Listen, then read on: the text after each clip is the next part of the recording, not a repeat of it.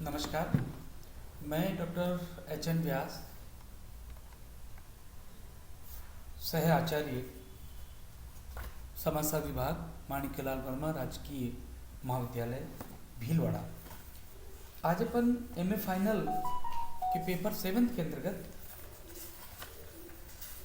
बातचीत करेंगे कि वर्तमान विमर्श, कंटेम्प्रेरी डिस्कोर्सेस क्या चीज़ है। देखिए, जैसा कि स्पष्ट है कि समाजशास्त्र में बहुत सारी अवधारणाएं विद्यमान हैं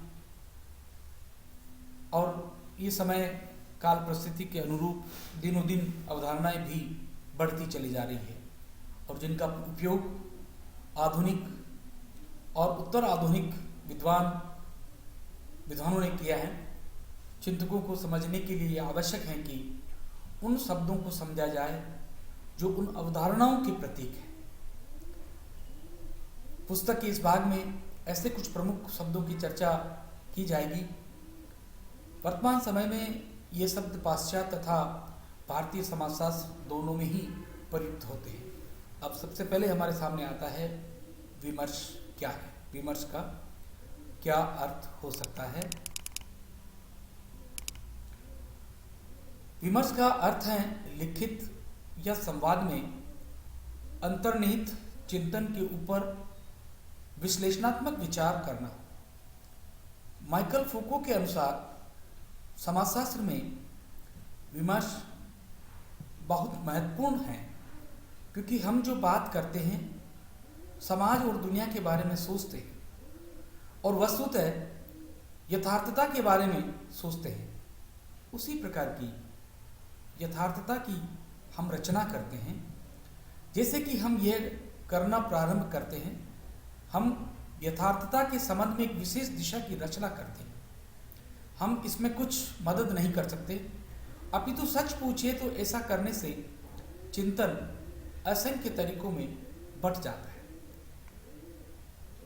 विमर्श रचना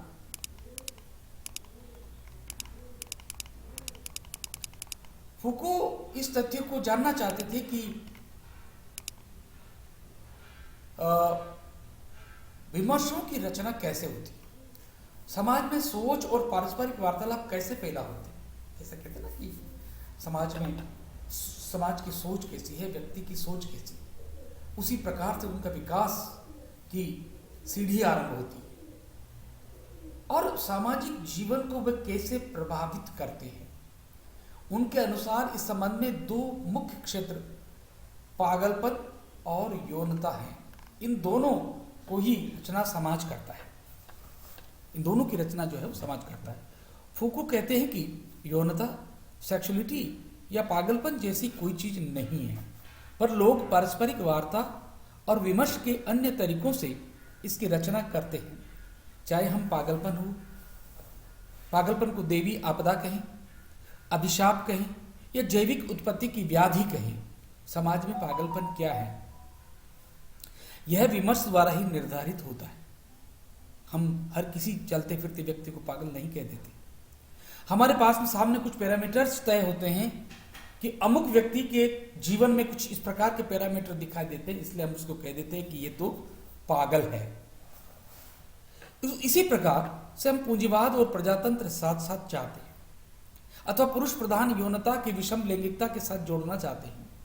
हमारे पास इसके सिवाय कोई चारा नहीं है कि हम ऐसा करें कि प्रजातंत्र का विकल्प पूंजीवाद हो जाए, यौनिक जीवन समलैंगिकता गैर समलैंगिक अथवा परस्पर विरोधी यौनता में बदल जाए। ये सब भी विमर्श के परिणामों से संभव होगा। इन सब तथ्यों का स्पष्टीकरण करने के लिए विमर्श रचना के दो आधार हैं।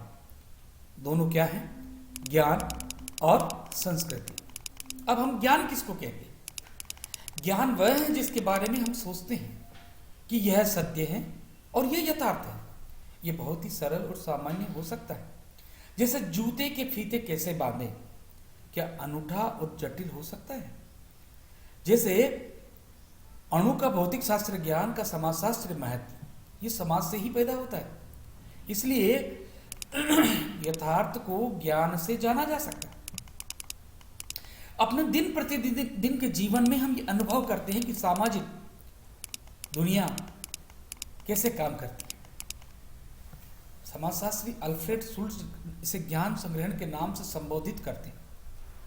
यही ज्ञान है, जब टेलीफोन की घंटी बजती तो हम जानते हैं कि इस घंटी का क्या उत्तर देना है, इसी प्रकार के समय को कैसे बिताना है, इसी प्रकार से समय को कैसे बिताना है, रेस्टोरेंट में कैसे व्यवहार करना है, विभिन्न अवसरों पर कैसे व्यवहार करना है, ये सभी पारस्परिक विमर्श से ही निकलता है। अनगणित अवसरों में हम अपनी भागीदारी कैसे करनी है, बिना ज्ञान के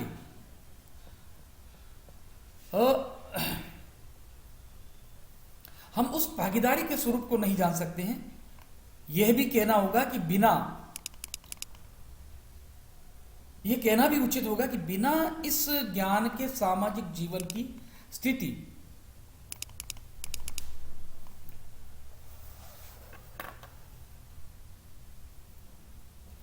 सामाजिक जीवन की स्थिति नहीं हो सकता। उदाहरण के लिए वार्तालाप जैसा व्यवहार भी संभव नहीं है। यदि वार्तालाप हो तो उसमें व्यक्तियों का आचरण कैसा। काफी समय से समाजशास्त्री इस तथ्य पर विचार करने में लगे हुए हैं कि आखिर ज्ञान का स्रोत क्या है। यह विश्वास है कि ज्ञान समाज से पैदा होता है, उसे संस्कृति अपना स्वरूप देती है और सामाजिक व्यवस्था उसको संरचना। कार्ल मार्क्स ये मानते हैं कि पूंजीवादी निर्मित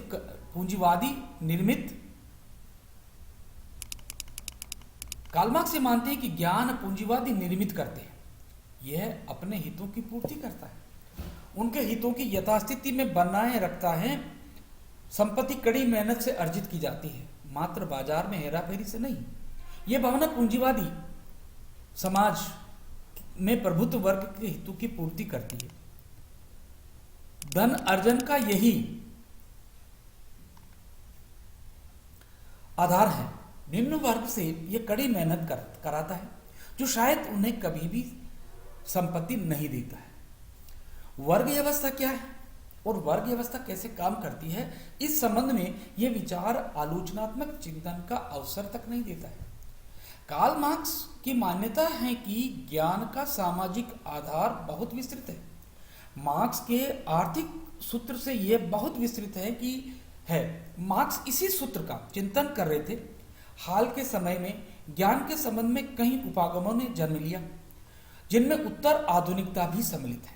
अब दूसरा जो विषय आता है हमारा संस्कृति। संस्कृति किसी सामाजिक व्यवस्था के साथ जुड़े हुए विचारों, प्रतीकों और भौतिक उत्पादों का संग्रह है। कितने का? सामाजिक व्यवस्था के साथ जुड़े हुए विचार, प्रतीक और भौतिक उत्पादनों का संग्रह है। यह क्या है? संस्कृति। यह महत्वपूर्ण है कि संस्कृति का अर्थ नहीं है, यह अर्थ नहीं है कि यथार्थ के लोग क्या व्यवहार करते हैं, चाहे वह समाज हो या परिवार। महत्वपूर्ण तथ्य यह है कि लोग अपने व्यवहारों में भागीदारी कैसे करते हैं। कोई भी भागीदारी सांस्कृतिक है या नहीं, यह तथ्य भी महत्वपूर्ण है। आज यह व्यवहार अनुभवों के आधार पर दिमाग में बैठा लिया जाता है और फिर वही व्यवहार करने के सोच का अधिकार हो जाता है। किसी भी व्यक्ति पर ऐसा व्यवहार भारी होता है। हम किसी भी विचार और प्रतीक को इसलिए नहीं अपनाते क्योंकि उसे बहुत से व्यक्ति व्यवहार में लाते हैं। इस बात का पता लगाना कठिन है कि समाज में अधिकांश व्यक्ति क्या सोचते हैं। हम मात्र यह सोचते हैं कि व्यक्तियों का यह आचरण संस्कृति का ही है, क्योंकि हमने ऐसा ही सोचा हुआ है।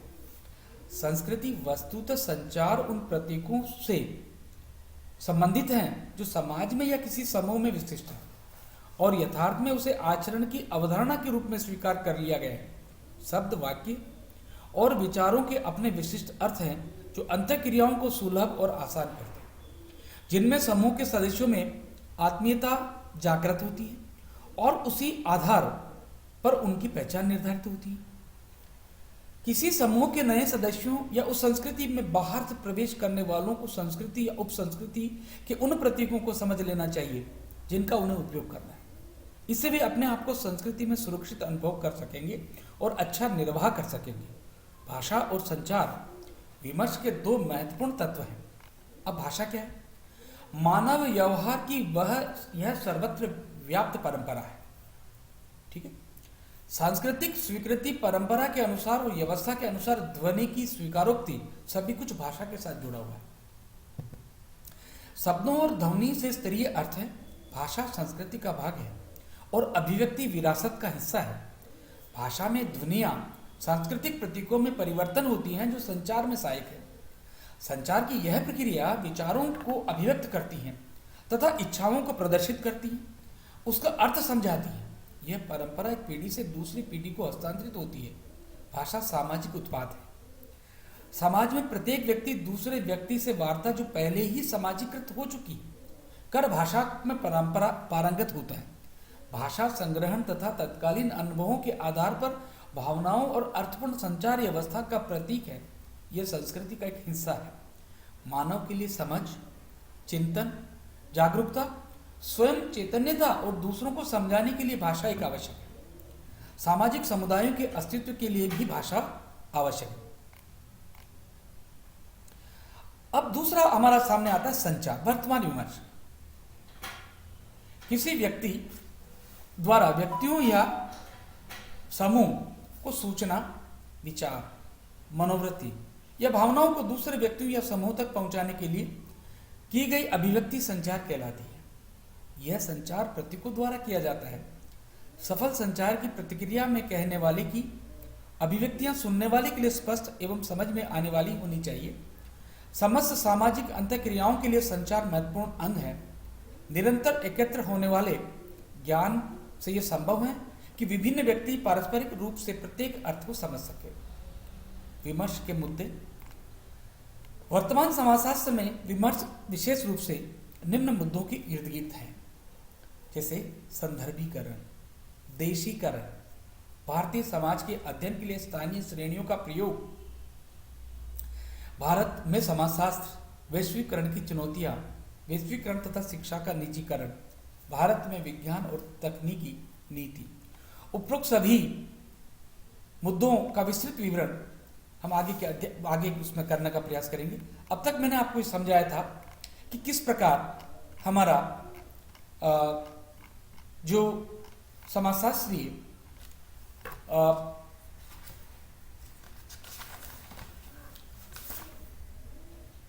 विमर्श है वो किस प्रकार से हमें सीख देता है, या संदर्भ जो है, विमर्श जो है, हमें उनमें क्या क्या चीजें हैं जो कि आपको मैं सोचता हूँ शायद समझ में आई, जिसमें प्रमुख रूप से विमर्श का अर्थ, विमर्श क्या है, विमर्श की रचना क्या है, और उस विमर्श की रचना में दो प्रमुख आधार मैंने आपके सामने रखे, ज्ञान व संस्कृति। और ज्ञान व संस्कृति के साथ साथ हमने देखा कि संस्कृति में भाषा, क्योंकि भाषा और संचार विमर्श के दो महत्वपूर्ण तत्व मैंने उसको आपको बताया था। भाषा जिसमें प्रमुख है, क्योंकि बिना भाषा के हम लोग अपने विचारों का आदान प्रदान नहीं कर सकेंगे, इसलिए भाषा का होना बहुत महत्वपूर्ण है। इसी के साथ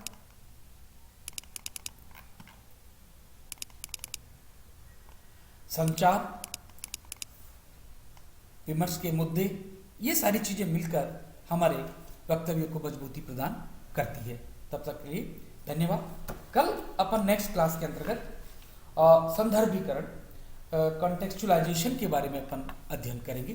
तब तक के लिए नमस्कार और धन्यवाद।